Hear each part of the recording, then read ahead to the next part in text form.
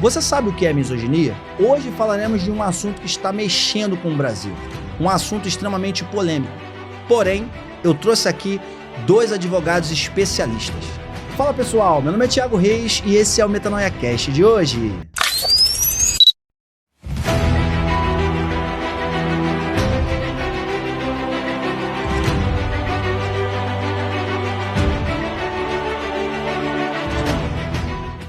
Sejam todos muito bem-vindos para um episódio polêmico, inédito e de extrema importância para a sociedade brasileira: misoginia. E para isso eu trouxe 2 especialistas na área: Dr. Kayak, que honra tê-la aqui, Prazer. e doutora Cristal. Muito obrigado por ter aceito o nosso convite do Metanoia Cast Brasil. Prazer é todo nosso estar aqui hoje, né, para poder falar sobre a misoginia. Né, é um assunto que está em pauta, apesar de ser muito antigo, é muito recente. São duas matérias daqui, uma que já vem dentro da sociedade, já embutida, e agora começa a externar no momento onde as leis começam a uma grande proteção à mulher. Então, ao mesmo tempo que tem a violência contra a mulher tem gerado muito, e as leis têm crescido muito para defender elas. Então, hoje o debate, não um debate, né, mas um conhecimento sobre a matéria vai ser muito interessante. Doutora Cristal. É um prazer estar aqui, gente, realmente, principalmente tratando-se de um tema que, assim, na atualidade está sendo muito debatido, principalmente na internet, principalmente com relação a questões pessoas que realmente entendem sobre o assunto, como também tem muito senso comum, tem muito conhecimento subjetivo, assim, que é aberto a múltiplos debates, mas no final das contas, assim, não é baseado em um termo técnico de fato. Então, assim, hoje a gente vai desvendar um pouquinho sobre esse assunto e vai ser um debate bem legal. Com certeza, até porque trazer assunto de qualidade, o Metanoia Cast Brasil, ele preza muito por isso, né? Tanto que eu converso com o meu diretor, o Paulo Leon, e a gente tem muita cautela, a gente pesquisa para trazer os convidados, porque, claro, né, o Metanoia Cast Brasil é registrar legados, abençoar pessoas, transformar vidas através de conhecimento e tirar as dúvidas sobre o que é lei, né? O que é um projeto de lei. Porque tem gente que não sabe nem o que é um projeto de lei, que fala a famosa PEC, né? Uhum. Mas antes da gente ir para um assunto principal que todos querem saber, quem é o Dr. Kayak? Para o pessoal saber quem é o doutor, o que o Dr. Kayak faz, depois a doutora Cristal em seguida. Tá. O Dr. Kayak é uma pessoa que veio de um conhecimento trabalhista, que é a área que eu atuo, né? É a área trabalhista, é a área que eu quis atuar, que eu fiz, porque eu, trabalhando ali, né, eu via quanto sofriam os trabalhadores. E eu não ficava reclamando, eu tentava um jeito de mudar aquilo ali. Sim. Né? Eu estava sempre no meio das pessoas, das reuniões, para tentar mudar. Né? Uma vez eu trabalhei numa empresa que eu era motorista, né? Então o pessoal reclamando que os carros estavam ruins, estavam tudo muito ruim, e eu falei, poxa, mas tinha que ter um diretor-geral dos motoristas para poder canalizar essas reclamações e levar direto ao diretor, ao responsável. Perfeito. Né? Porque se ficar um montão de reclamação, é um montão de motoristas chatos, né? Que ficam perturbando, e todo mundo vai dirigir esse carro assim mesmo. Então eu estava sempre procurando a proteção dos trabalhadores. Né? Tipo assim, naquele momento onde eu estava no ambiente, né? Quando eu servi o quartel durante 8 anos. Servi onde? Eu servi no 25 Belog, né? Em Magalhães Baixas, né? Pô, excelente. Servi em Magalhães Baixos.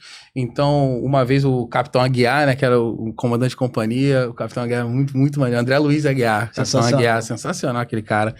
Ele fala, pô, você chega lá e conversa com os meninos entendem, todo mundo vai. Eu falei, mas de liderança, né? Empatia. É uma canalização. Não adianta todo mundo ficar reclamando e não resolver. Perfeito. Então vai todo mundo sofrer, porque você vai ficar o pessoal de cima com raiva, vai desmoronar em cima dos outros. Então, e ninguém toma iniciativa, você teve essa iniciativa. E ninguém vai resolvendo. Então eu comecei a fazer essas coisas. Então quando eu cheguei na área do direito, eu estudei no direito na Estácio, de Queimados, né? Meu coordenador é o professor Tibério Galvão, né? Hoje ele falecido, excelente profissional.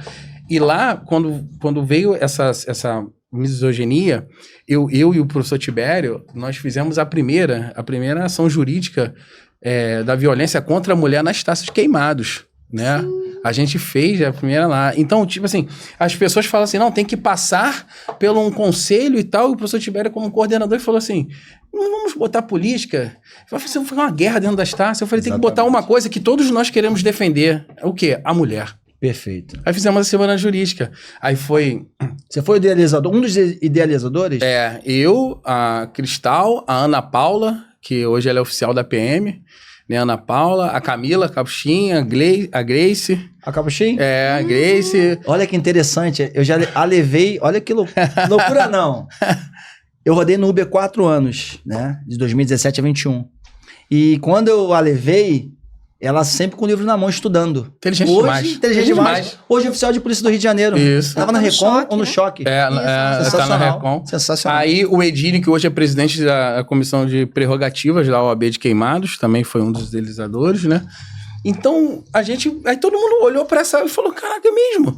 Aí foi a doutora Sandra Ornelas, a Marta Rocha participou da semana fazendo. A psicóloga Maria Pedro fez também um dia dela lá. Foi muito interessante. Todo mundo, a gente conseguiu lotar todos os dias. Sair de lá, perguntar todos eles que estavam lá.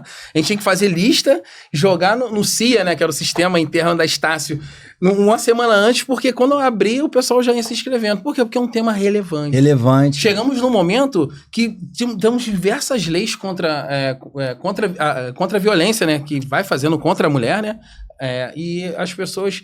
aumenta e ao mesmo tempo está aumentando os crimes, então a gente chega ali para poder fazer. Foi muito feliz, sim, a deputada que colocou esse projeto de lei, ela foi sim, e tipificar a misoginia, né? Ela foi feliz, sim, mas só que tem um problema, ele é muito vago.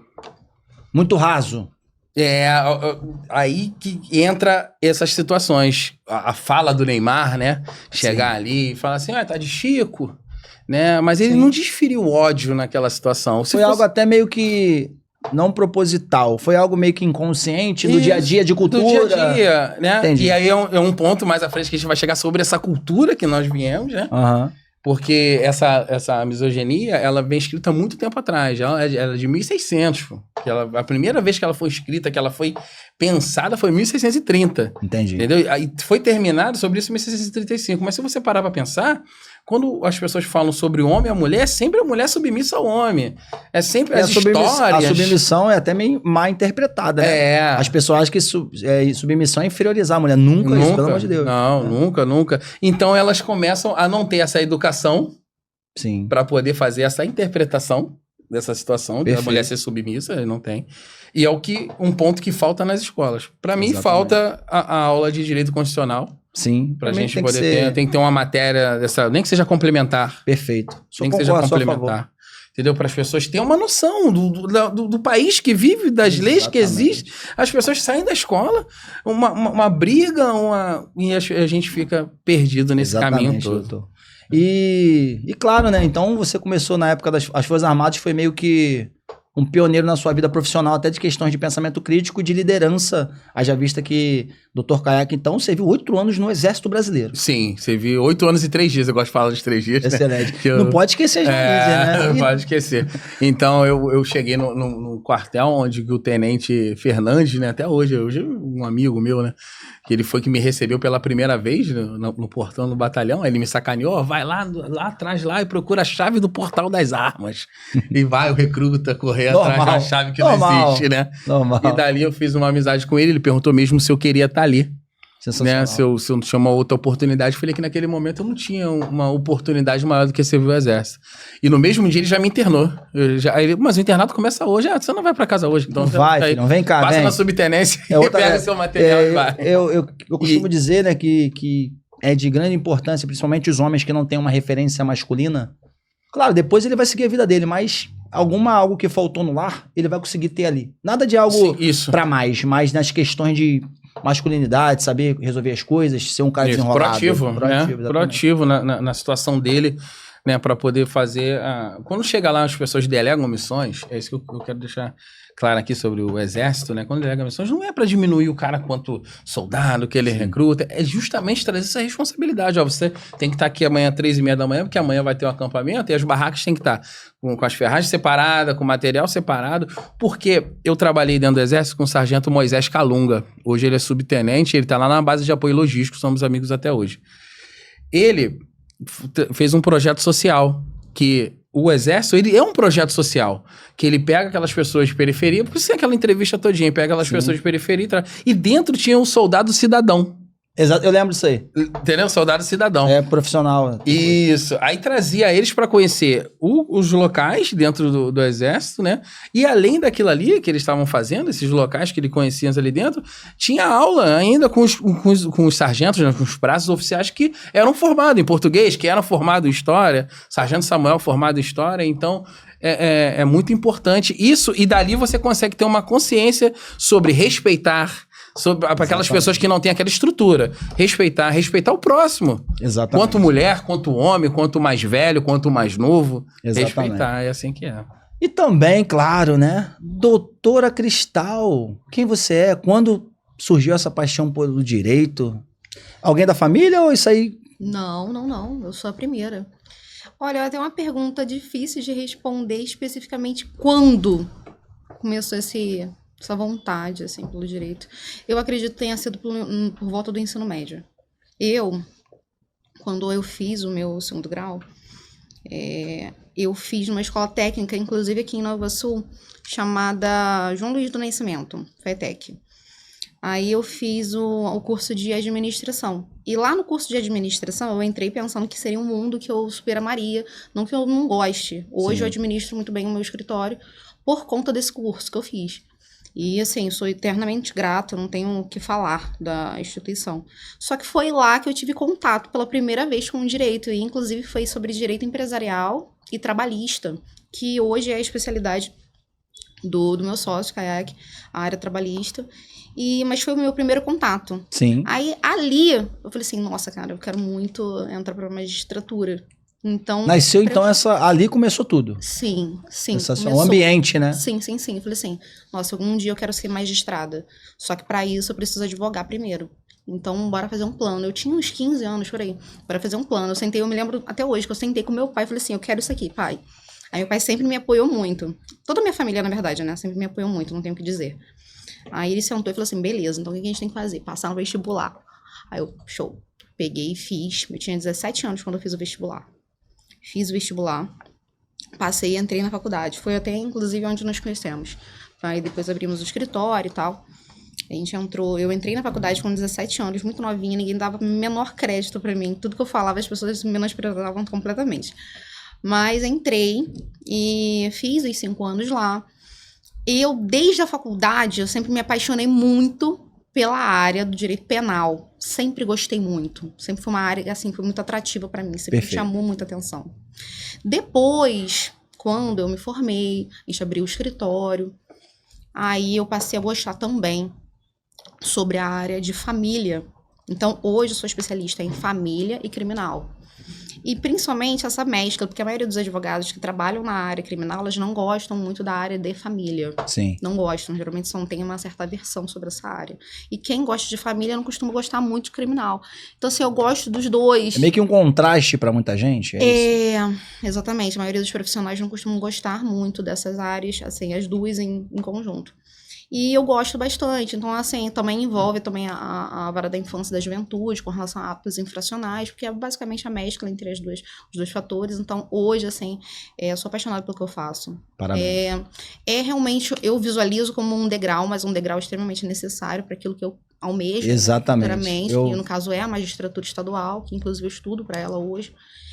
Mas eu sempre vi como um degrau extremamente necessário, porque a gente só consegue... Não pular etapas, né? Ter uma visão ampla quando você começa de baixo. Perfeito. Quando a gente está na base. Exatamente. A gente consegue realmente se pôr melhor no lugar do Até os julgamentos no futuro, de você olhar todo um contexto sociológico, antropológico. Claramente. Eu me lembro que na época de estágio, isso é uma coisa que me ajuda bastante hoje, eu estagiei pelo réu, empresa grande, que trabalhava defendendo o réu. Também estagiei em um cartório. Então, assim, o cartório, eu sabia como é que funcionava dentro de um gabinete, sabia como que funcionava dentro de um cartório, como é que era a logística. Hoje, por exemplo, quando eu vou cobrar alguma coisa, uma rapidez, às vezes, uma celeridade que, poxa, caramba, deveria estar mais rápido, eu sei como é que funciona lá dentro. Então, eu sei como é que é difícil. Sim. Então, como também eu já advoguei em escritório pequeno, que é múltiplas demandas de várias áreas, aquela coisa toda, enfim, autor, trabalha mais para autor do que para réu. Então, assim, eu acho acho que hoje é muito importante você ser um magistrado que você conseguiu ter uma visão melhor sobre, caramba, e o outro lado como que está pensando. Então, eu acho que vai ser, é uma fase, mas uma fase muito importante, a gente já está advogando já há 6 anos, Parabéns. assim, sou extremamente apaixonada pelo que eu faço. Assim, eu sempre falei que uma boa parte das pessoas, né, acabam não tendo o privilégio de trabalhar com aquilo que realmente ama. Exatamente. Nem todo mundo. E o que eu acho muito triste, porque a gente passa muito tempo da nossa vida trabalhando, né? Considerando que o dia tem 24 horas. 24 horas, 8 horas pelo menos a gente tá dormindo, é o que se espera, né? 8 horas a gente tá dormindo, uma parte a gente tá fazendo as coisas do dia a dia mesmo, se deslocando, se arrumando pro trabalho, e as outras 8 horas a gente tá dentro de um trabalho. Então, assim, realmente trabalhar com aquilo que a gente gosta é um prazer e é uma honra, nem todo mundo tem esse privilégio. Então, assim, eu realmente visualizo isso como uma coisa que é para ser valorizada de fato, né? Com certeza, com certeza. Sim. O trabalho, ele engrandece o ser humano e a oportunidade que, caramba, trabalhar com aquilo que você gosta é realmente... tá sempre de férias? Não é estar sempre de férias, né? mas... Assim, no gosta, aspecto, né? Mais assim, paradoxal. Mas facilita muito. Minimiza o desgaste. Exatamente. E agora, claro, né? A gente já conheceu os doutores, histórias inspiradoras, pessoas que estão querendo cursar direito, vai ver, nossa, lá o doutor Caiaque, a doutora Cristal, passaram por isso que as pessoas não veem o sacrifício, né? Vê o sucesso. Quem dos senhores querem começar? Porque a gente aqui fez um planejamento, né? Mas na hora a gente pode atualizar. Misoginia, um assunto que está tomando o país, polêmica. O que é realmente? Isso é uma lei ou isso é um projeto de lei? Demora, se for aprovada, quando entra em vigor? Então, aí sobre entrar em vigor é uma demanda que eles vão colocar numa fila lá, né? Demora um pouquinho, mas a misoginia, né? Ela é aquele ódio, né? É aquele desprezo, aversão contra a mulher. Chega ali, aquela pessoa contra a mulher. Mas só quem fez isso foi a deputada Dandara, lá de Minas Gerais, do PT de Minas Gerais. Feliz.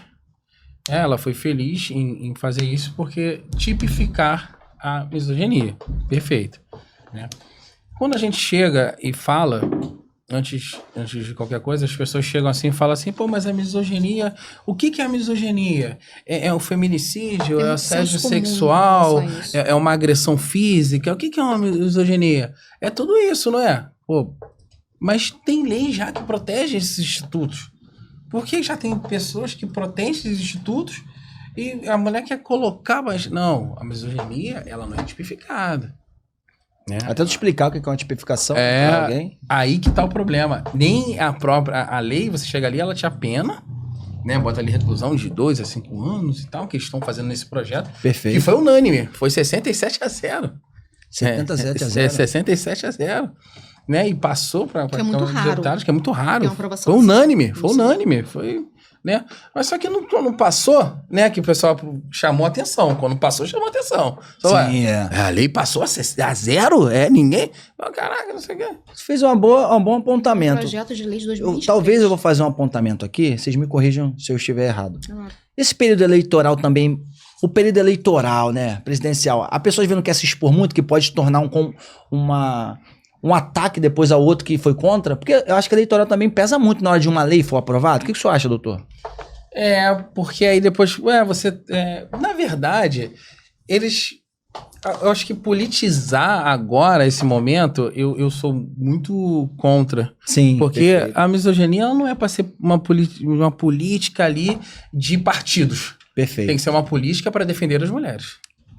Né? E eu sou a favor sempre de qualquer defesa, né, contra a mulher, porque você vê os crimes, cara. Humana, né? É uma política humana, não uma situação que eu vou falar que o partido tal, que aí o pessoal esquece nisso para poder ganhar voto, aí esquece da mulher, que é o principal. Sim. Então exatamente. Eu sempre tento trazer essa situação, esse foco, né, para dentro da defesa da mulher, não não, porque foi o PT que fez, aí a galera que é de direito fala, não concordei, mas nem leu, essa proteção é da sua filha, é da sua esposa, é da sua sobrinha, essa lei vai abraçar essas pessoas, está abraçando as mulheres, sim. Aí ele quer abraçar o partido, Não, porque foi partido tal que fez, aí eu tento sempre trazer para esse meio, né, de humano de proteção da mulher, porque a mulher também tá na direita.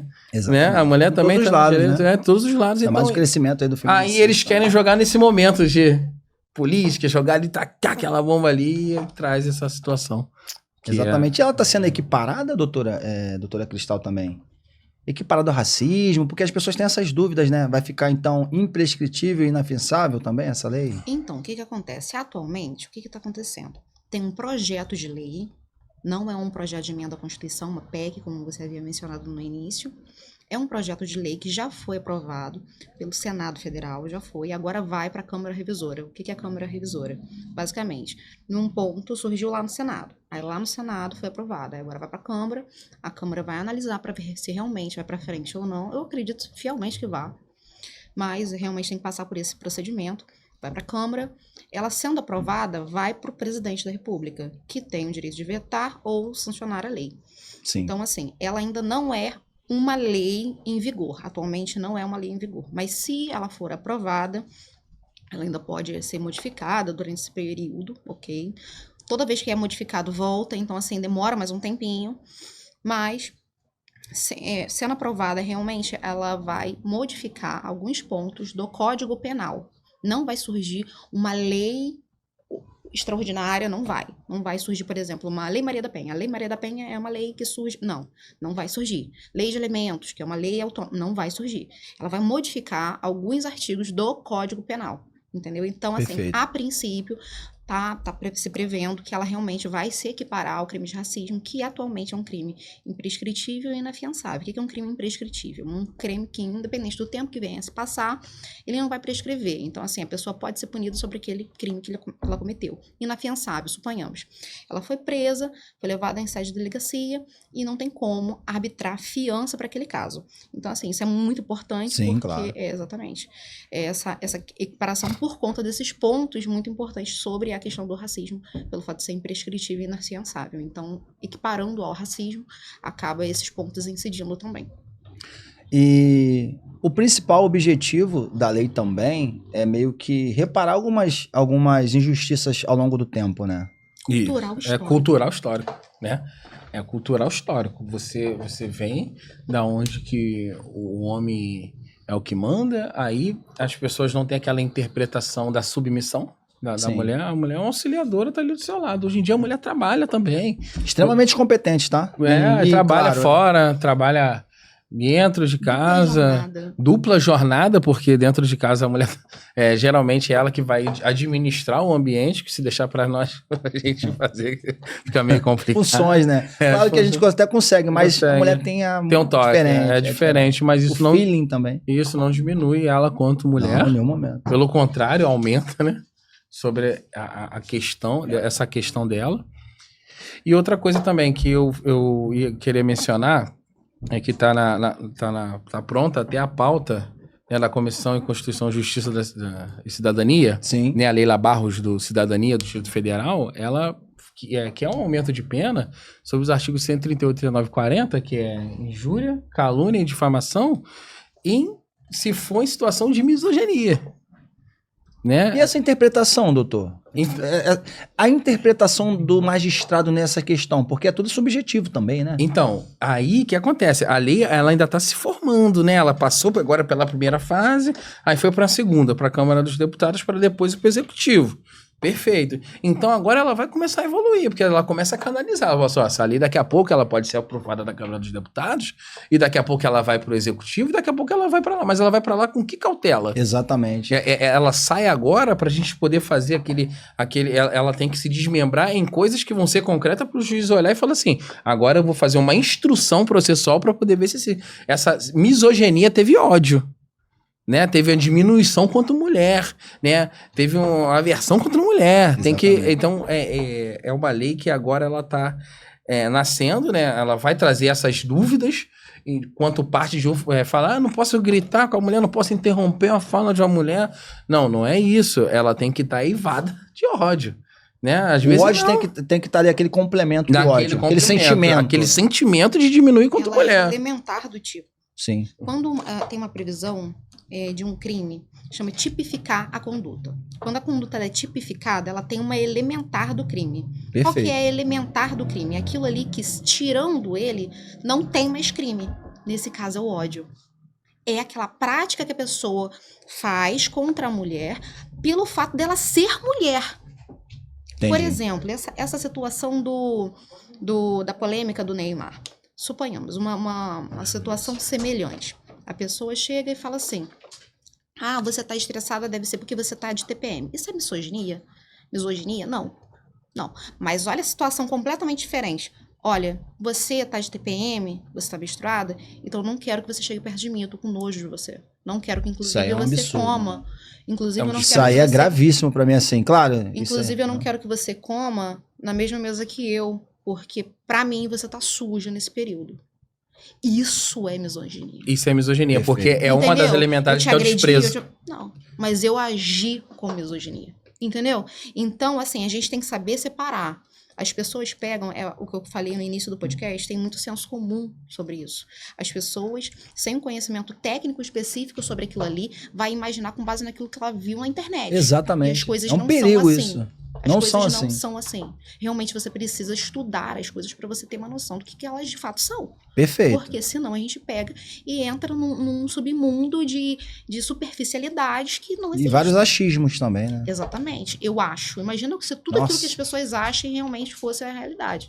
Entendeu? Então, assim, tem essas nuances, assim, para você diferenciar. E o que o Kayak tá mencionando também é a questão da subjetividade. Realmente, é igual um crime que também me chama muita atenção, é o crime de perseguição. Ele já tem uma previsão normativa. O stalking, não, isso aí é outra coisa. É, semelhante. É isso aí mesmo. Semelhante. Não, é isso aí. É perseguição. O crime de perseguição, então, assim, eu, por exemplo, eu pegar e te ligar várias vezes, não é a perseguição, mas eu te ligar 100 vezes, pode ser que seja. Entendi. Entendeu? Mas é uma coisa assim que você tem que analisar o caso concreto, aquele caso em específico, para ver se naquele caso tem. Só que entra um caráter muito subjetivo. O que é um caráter subjetivo? Cada um vai pensar de um jeito. Exatamente. Cada um vai pensar de um jeito. Então, assim, a misoginia, eu acho que um dos grandes problemas que ela vai enfrentar no dia a dia do judiciário brasileiro é o fato de ser muito amplo. E hoje em dia tem muito... esse desculpa o termo, mas assim, aquele mimimi que as pessoas costumam falar, entendeu? Acaba manipulando aquilo que realmente é o objetivo da lei e torna ela com um caráter completamente pejorativo, um caráter que não é o objetivo central dela, e só para polemizar. Então, tem essa barreira que a legislação ela vai enfrentar sobre realmente, isso aqui se aplica? Isso aqui não se aplica? É igual o exemplo que eu dei sobre a TPM. Perfeito. Então, assim, isso aqui se aplica? Isso aqui não se aplica? Então, como é muito amplo, é muito subjetivo, eu posso afirmar com toda certeza que vai ter problemas na hora de aplicar realmente na prática. Porque não é uma conduta muito fácil de você ter como vou dizer, um posicionamento muito... É uma receita de bolo também, né? Não é uma em relações humanas, né? Exatamente. Relações humanas você vai ter que interpretar. O crime previsto no artigo 121, matar alguém. Matar alguém é matar alguém. Matar alguém. Ponto. Tu vai ver o nexo causal, culpabilidade, outras isso coisas. Isso aí, ponto. Tem a questão de dosimetria, de quanto vai ser a pena, mas assim, se o crime ocorreu ou não ocorreu, gente, legítima defesa morre. Então matou, acabou, já cometeu. Já misoginia não. Então assim, esse, pra mim, ao meu ver, realmente é o ponto que a lei vai enfrentar uma maior barreira. Boa pergunta. Queria fazer uma pergunta, né? No futuro, né? Caso seja aprovado, com certeza vão ter alterações. Sim. Vai ter aquele embate jurídico, político. Quando a mulher falar, ela vai ter que ter provas, assim, porque seja homem ou mulher, eu sempre sou a favor. Sempre sou a favor. Porque vamos supor que a mulher é uma psicopata. Assim como existem homens também psicopatas, narcisistas, transtorno de personalidade, que é todo um contexto dinâmico. ela vai ter que provar ou só o que ela falar já vai ser Uma coisa que hoje, por exemplo, na Lei Maria da Penha, principalmente que a gente atua muito com relação aos crimes previstos na Lei Maria da Penha e os correlatos, né? Então, assim, a Lei Maria da Penha, uma das coisas que as pessoas acabam não entendendo muito e acabam banalizando também o objetivo da lei, que no caso é proteger a mulher, acaba que pessoas mal intencionadas acabam utilizando aquela legislação ali de uma forma completamente a denegrir o objetivo dela. Eu tô com ódio do meu ex, eu vou lá e simplesmente pegar e falar que ele tá me perseguindo, aí ele pega uma medida protetiva, eu tenho um filho com ele, depois eu ligo e falo assim, vem buscar o menino. Aí ele aparece no meu portão e fala, tá me perseguindo. Aí liga e prende a cara. Então, assim, de fato, Só a fala da mulher tem esse poder, não? Então, talvez de prender, né? Não. Então, exatamente. A fala da mulher, nesses pontos, ela tem tudo que é voltado, né? Principalmente relações domésticas e também muito essa questão das leis que são muito aplicadas às mulheres, a palavra da vítima, sim, enquanto mulher, geralmente, tem um peso maior. Tem um peso maior. Inevitavelmente, mas não quer dizer que seja um peso absoluto. Perfeito. Peso maior não quer dizer que seja um absoluto, mas no dia a dia do judiciário acaba-se tendo muitos magistrados que acabam julgando como se tivesse um peso absoluto, então eu também visualizo como um grandíssimo problema. O correto é, de fato, a pessoa, além da verossimilhança daquilo que ela fala, né, a probabilidade do que aquilo que ela tá falando é realmente verdade, e esse peso maior incidir sobre aquilo ali, ela também seja criada com provas robustas sobre aquilo. Exatamente. Só que o dia a dia, como eu disse, cada caso é um caso, uma análise, né? Até porque é muito contextual. Mas eu também visualizo muito um problema hoje com relação aos crimes que envolvem mulheres. Tem muito isso. Porque era uma coisa para facilitar, porque muitas das vezes a violência que acontece, que a misoginia também ela é um tipo de violência, né? Aquilo que acontece, geralmente está muito só ela e o homem. Perfeito. Então não tem muitas testemunhas. Então eu entendo o objetivo principal da lei, que no caso olha só, vou dar um peso maior sobre a palavra dessa vítima pelo fato de que ela não tem muitos elementos de provas a realmente demonstrar aquilo ali que aconteceu. Porque senão vai ficar sempre a palavra dela contra dele, ela não tem tantas provas assim. Entendeu? Entendi. Só que, como eu disse, acaba tendo a banalização sobre esse poder maior sobre a palavra, esse peso maior sobre a palavra da mulher. E também vai frear mas o correto mesmo é, de fato, ter, além do peso mais acentuado na palavra da mulher, também ter elementos de prova com relação àquilo. Mas cada caso é analisado de maneira pontual. Sensacional. Doutor Caiaque, alguma complementação também nesse contexto aqui de misoginia? O pessoal quer saber, doutor. Sim. Vocês são especialistas. Eu ouvi um influencer, né, falar sobre que a misoginia ela não precisa existir para a internet porque tem a lei Carolina Dickmann.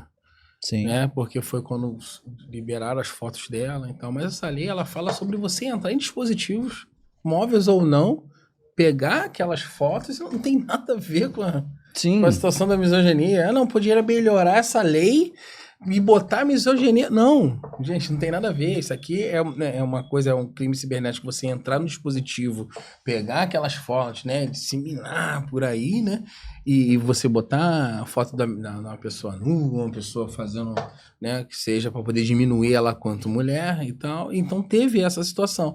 E as pessoas na internet, querendo implementar a misoginia ali dentro, uma coisa que é uma coisa não tem muito a ver. Não tem muito a ver. Uma coisa é você invadir um dispositivo, pegar as fotos de uma pessoa e lançar na mídia.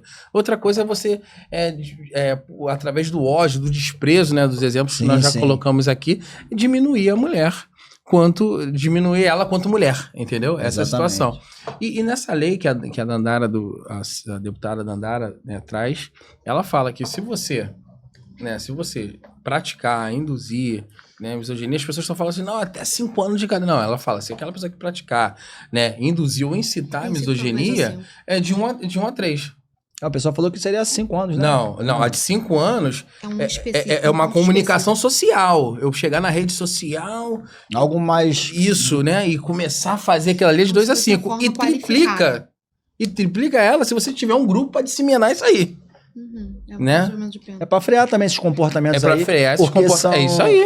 Existem atitudes aí que são devastadoras devastadoras e muitas vezes irreversíveis na vida de alguém. Isso, com certeza. Pessoa espalhar uma foto de invadir o dispositivo e espalhar na internet a pessoa nua. Imagine o psicológico e a devastação emocional que aquela mulher passa. Exato. Isso aí, exatamente. Então são essas leis que ela vem abraçando e você não... você colocar a misoginia ali, né, quanto... Mas uma defesa para a mulher, sobre essa situação, eu digo do meu coração mesmo, que ela foi muito feliz em aplicar em mais um modo de proteção à mulher. Ela foi muito feliz, sim. Mas agora o problema é barreiras para não atravessar, né, sobre esse subjetivismo muito amplo. Muito amplo. Muito amplo. Né? Deixa só pra poder saber se teve o ódio ou não ali. Mas, tipo assim, agora vai começar uma guerra de... Gente, agora vamos pegar esse texto aqui e vamos sanear, né? Fazer um saneamento. Uma limpeza dessa subjetividade toda, né?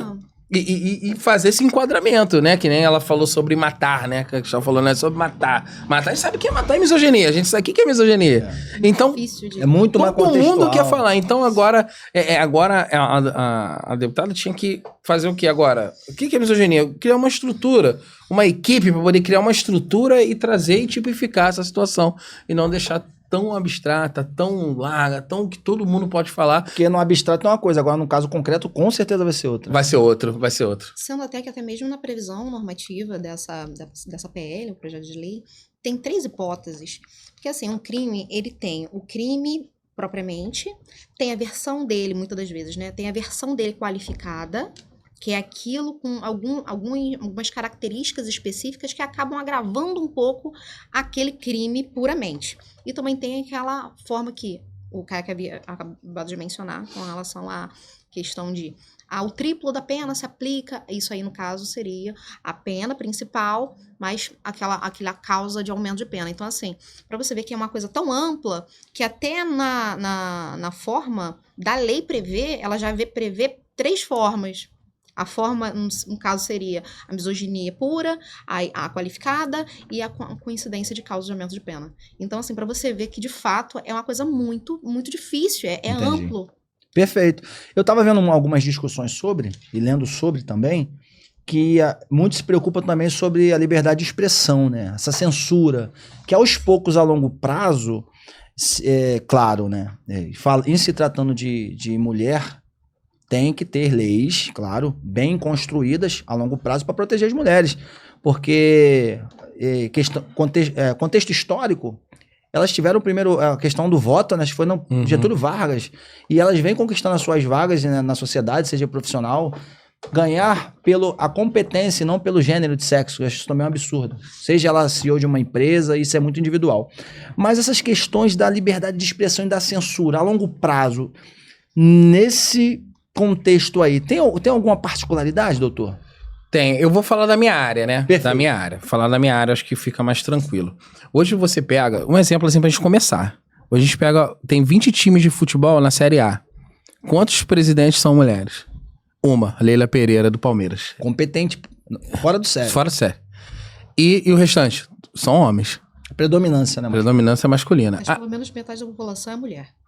Entendeu? Aí você pega... A disparidade. Isso. Aí você pega e você já vê que é uma coisa sobre empresa. Esse exemplo que eu quero colocar. Aí você chega no mercado, assim, você entra numa área industrial, a maioria dos donos da empresa são homens. Chega ali, diretores e tal, né? A minha preocupação será que as pessoas vão começar a diminuir essa situação de contratação de mulheres justamente por causa disso? Por causa dessas coisas que as pessoas nem sabem o que são sobre... Eu estava conversando com já foi até meu professor, né? Perfeito. Né? Já foi até meu professor e um também que atua comigo na área de direito. A preocupação de algumas pessoas do achismo... Perfeito. É achar que, pô, vou contra... Isso porque a gente ouviu. Nunca leu, né? Nunca leu. Não, aí eu falo isso com uma funcionária minha, eu vou lá corrigir uma funcionária minha, ela vai lá e me processa. O objetivo é ajudar, acaba atrapalhando. Mas também, eu entendo... Entenda-me bem. Eu entendo também a preocupação. Isso. Aí já entra naquela seara de pessoas mais intencionadas querer prejudicar. Tá vendo? É isso que eu tô falando. É os dois lados, tu vai ter medo. Então, por isso que é bom ser direto sobre a lesbisoginia. A misoginia é isso aqui, tá? Isso. Para o cara poder fazer... Até essas pessoas que não têm conhecimento sobre a lei no momento, não se assustar para não querer atrapalhar até uma mulher que quer ser contratada por uma empresa e o cara, não, talvez a gente vai ter uma briga aqui, faz isso, vai acarretar em um processo. Então, às vezes as pessoas falam, pô, bobo isso aí. Não, bobo falando aqui. Quando chega no mercado de trabalho, você vai fazer um estrago gigante. Exatamente. Entendeu? Gigantesco no mercado de trabalho. Então, é muito importante que essa lei vindo, ela para com essa subjetividade, com essa amplitude de diversas coisas ser introduzida nela. Perfeito. E ela começar a colocar as coisas, né? Que vai ali, ó. O que difere o ódio? Ó, se fizer dessa forma e tal. Aí a gente volta lá do início. Aquela educação. Pra pessoa falar, não, isso aí não é misoginia. Pô, isso aí eu sei. Eu não preciso, tipo assim, cara, eu preciso de uma faculdade pra saber. Não, isso aí eu já saí da faculdade. Sabe que a questão do ódio é a versão à mulher. É a versão à mulher. Exatamente. É isso. Doutora Cristal, algum complemento nessa questão desse assunto extremamente polêmico, importante? E você como mulher também, né? Exatamente. Um ponto que eu gostaria muito de mencionar, que assim, acabou me chamando bastante atenção sobre esse tema, é exatamente o seguinte. Hoje, na atualidade, nós nunca tivemos tanta previsão normativa especificamente com o objetivo de proteger as mulheres. Nunca tivemos. Hoje, realmente, é um momento histórico que a gente tem mais direitos, assim, como mulheres, né? Só pelo fato de sermos mulheres. Só que também enfrentamos um período que mais tem acontecido feminicídio, mais tem acontecido violência de uma maneira geral contra as mulheres. Então, assim, eu me pergunto, veja bem, eu não estou sendo crítica com relação à previsão de, olha, vamos, né, normativar essa questão da misoginia. Não, eu sou a favor. Só que eu me pergunto se puramente eu trazer uma previsão normativa sobre isso, se realmente vai resolver o problema. Perfeito. Eu visualizo que não vá. Por quê? Hoje... Estava até conversando com o meu sócio sobre isso. Hoje ninguém chega e fala assim, eu vou abrir o Código Penal, eu vou dar uma olhadinha de quanto é a previsão normativa de prisão para casos de feminicídio, para ver se compensa matar minha esposa. Ninguém faz isso. As pessoas não pensam. Não adianta você colocar uma pena extremamente alta, porque as pessoas não pensam. Se for 1 ano ou se for 50 anos, as pessoas não pensam nisso. O que faz a pessoa realmente delinquir é a certeza da impunidade. Então não importa, se eu tenho certeza que não vai dar em nada, então não importa se a pena é de 10 anos ou de 50. Eu não vou pagar nenhuma. Exatamente. Então as pessoas acreditam fielmente nisso. Aí volta o que eu tenho a dizer. Gente, não é somente pegar e trazer uma previsão normativa e colocar no Código Penal. Ou aumentar a pena. Muita gente fala assim, tem que ter prisão perpétua, aquela coisa toda. Gente, o que faz as pessoas delinquirem não é a previsão normativa alta ou algo desse tipo. Não é. É falta de conhecimento. Falta de educação. Sim. Uma coisa que tem que ser lá de base. Eu não tô falando de família, ensino superior, porque poucas pessoas fazem realmente o ensino superior. Mas eu digo lá embaixo. Exatamente. Lá embaixo. Que é onde tudo começa, né? Exatamente, onde tudo começa. A pessoa realmente tem uma noção de igualdade, sociedade, de respeito ao próximo. Perfeito. Porque não adianta eu apenas pegar e punir quem já fez. Eu tenho que realmente prevenir também questão de segurança pública. É uma coisa que não adianta eu só pegar e colocar no código ali. Eu vou colocar agora o homicídio, por exemplo, o feminicídio, a pena, o teto dela é 40 anos. 40 anos, gente, é uma baita pena. Antigamente, o teto era 30 anos. E a pessoa nunca mais vai voltar também, Aí depois veio... Dica-se de passagem. Exatamente. Veio aquela previsão normativa do feminicídio que aumentou, né, o teto de 30 anos, que aqui no Brasil era 30 anos, para 40 anos. Ok. Continua acontecendo muita morte de mulher. Então, assim, não é isso que faz a pessoa delinquir. Ninguém abre um Código Penal e fala assim, vou dar uma olhadinha aqui para ver a pena de roubo, para ver se compensa roubar um banco. Ninguém faz isso. Infelizmente, a pessoa não lê nenhum livro no mês. As pessoas fazem... Um livro. As pessoas cometem os delitos acreditando fielmente na impunidade. Perfeito. Que não vai dar em nada. Então, realmente, pra gente fazer isso aqui funcionar, dar certo, Sim. a gente realmente tinha que investir também em políticas públicas com relação à questão de educação. Aí entra o que o Caio mencionou também sobre a questão de escola. Hoje a gente entra na escola e sai da escola sem ter aula de direito constitucional. Entendi. Você vive educação financeira. Você vive num país que é regido por uma Constituição. Né? cada estado também tem a sua Constituição e cada município tem a sua Constituição orgânica também. Mas a Constituição do país, aquilo que os seus direitos básicos, aquilo que você realmente precisa saber, o básico. Geralmente as pessoas saem da escola sem nem ter noção disso. Infelizmente, né? Infelizmente. Então são coisas que precisam ser melhoradas na educação do país para essas leis funcionarem. Porque não adianta você simplesmente pegar pegar e punir. Tratar o sintoma se não tratar a causa. Então, perfeito. É isso aí. Perfeito. É isso aí, Exatamente. perfeito. Tratar a causa. Exatamente. Mas só que não faz sentido. Primeiro que a gente não tem ressocialização. Né, para essas pessoas que foram presas não tem. Estou te falando porque eu faço inúmeras audiências de custódia. Né, eu que começo na área lá penal fazendo audiência de custódia e a Cristal faz a instrução. Né, eu vou lá fazer as audiências e você vê que lá. Eu entrei num presídio, vou falar nome, né? Que aí fica... Mas as salas de aula estão empoeiradas. As salas de máquinas para as pessoas aprenderem alguma coisa, paradas. Não tem. E aquelas pessoas ficam presas 24 horas ali. Eu não estou dizendo que não, tem que chegar ali. Não, mas cadê a ressocialização que eles têm direito? E você acha que o cara que pega uma pena de 40 anos, você vai colocar ele de novo, vai ressocializar ele? Como? Então, é muita coisa que na realidade mesmo, as pessoas querem consertar depois que já danificou. Tinha que começar aqui embaixo, com a base, né? Só na família, né? Paternidade, é tudo um contexto. Vamos começar na base, vamos começar nas escolas, vamos começar você começar na base, porque eles deixam a base correr solta e querem consertar quando todo mundo já fez a besteira, entendeu? Então, é essa parte que eu penso muito nas políticas públicas iniciais. Estacionais. Entendeu? Mas uma coisa também que uma vez, na época de estágio, uma supervisora minha falou e eu nunca esqueci. Falou assim, existe um mundo ideal e existe um mundo real. Nós vivemos no mundo real.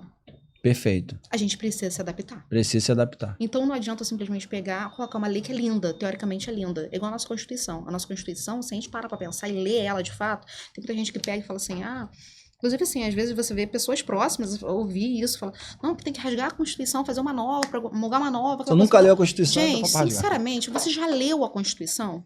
O problema não é a Constituição. Ela é muito bem feita, inclusive... É aplicação no concreto? Ela é fruto da análise de diversas constituições de outros países que a gente simplesmente pegou, analisou pontualmente, o que tem de melhor nessa Constituição e nessa, bora juntar e fazer uma. A nossa Constituição é muito boa, muito bem feita, a questão toda é a aplicação dela. A aplicação dela, exatamente. Isso que torna difícil. Então a gente tem que focar muito em aplicar. Não adianta simplesmente eu criar uma lei de misoginia incrível, muito boa, mas na hora de aplicação é muito difícil. É sempre na hora da aplicação que a gente... É difícil. E o pensamento, né? Vou terminar, né? Que já tá na hora de terminar. Mas o pensamento... Eu tenho um amigo meu lá em Benfica, o Nelson. O Nelson, a gente fica zoando que ele é careca, né? Aí eu também sou, a gente fica zoando assim. E eu e o Nelson passando assim na portaria. Um advogado, cara. De falando assim, fizeram uma investigação errada. A Polícia Civil tem que acabar. Eu falei, cara... Como assim? Aí eu já fico logo... Hora. Aí eu falei assim... Que isso, rapaz? Nunca nem lembro. É onde começa, cara. Né? Aí eu... Tu pergunta, você leu? Não, eu acho. Eu acho, peraí. Eu ia até te dar uma ideia, mas não vou te dar. Tinha que ver eu e Nelson. Eu olhei pro Nelson, o Nelson tava trabalhando lá, né? Eu cheguei pra trabalhar e ficamos nós dois olhando pra ele assim, tipo... A nossa energia é muito preciosa hoje. Assim, claro, eu gosto de ouvir, trocar ideia sobre tudo, mas a outra pessoa tem que ter humildade de falar, com todo respeito, irmão, que eu também não sei tudo, eu procuro me desenvolver. Sim. Fala que tu não sabe, cara. Melhor, né? Não.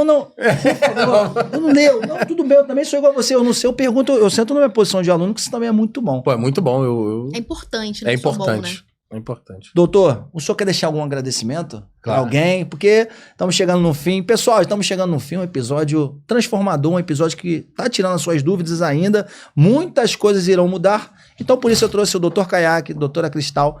E agora é o momento do agradecimento. Desde já, não deixe de se inscrever, curtir, comentar e compartilhar para esse conhecimento chegar em mais pessoas, tá bom? Dr. Kayak? O meu agradecimento aqui é pelo convite, né? MetaNetCast veio convidar a gente para poder vir aqui. É muito importante, né? Fazer parte, né, dessa divisão de pensamentos, né?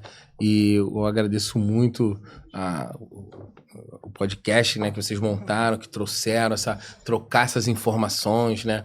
Você falar sobre a lei, falar onde está, Não só isso, igual trazer outros profissionais aqui. Perfeito. Então, agradecimento muito por esse convite especial que você trouxe pra gente. O pessoal te encontrar nas redes sociais, qual é o seu @ lá do Instagram, YouTube, TikTok, o que você ficar à vontade? Não, vou botar do escritório. Escritório? É. Também, ué. Vamos colocar do escritório também?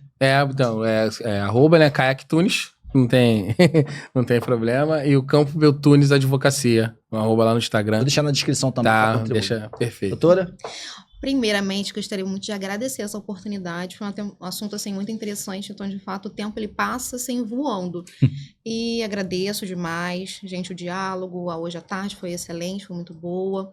Nos siga na página, inclusive siga a página também da Metanoia. E é isso. Gostaria de agradecer. Brigadão, gente. Metanoia Cast Brasil, mais um episódio sensacional. Ou você muda, ou tudo se repete. Muito obrigado, doutores. Doutor Kayak e doutora Cristal. Obrigada.